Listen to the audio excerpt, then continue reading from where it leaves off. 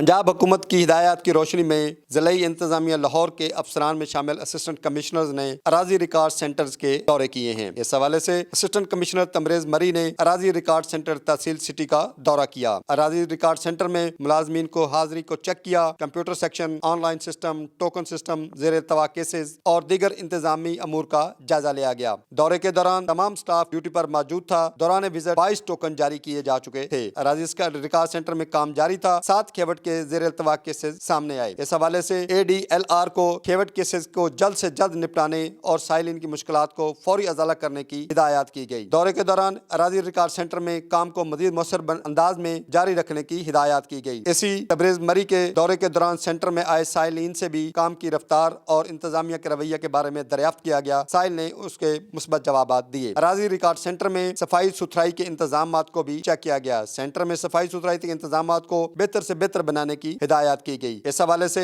DC Lahore Afzal دانش نے اراضی record centre میں انتظامات کو کامیاب بنانے اور سائلین کے تمام تر سہولیات فراہم کرنے کی ہدایات جاری کی ہیں۔ اراضی ریکارڈ سنٹر میں سائلین کو مسائل کو سننا اور ان کے مسائل کو حل کے لیے ضلعی انتظامیہ کی طرف سے اولین ترجیح میں شامل کیا گیا ہے۔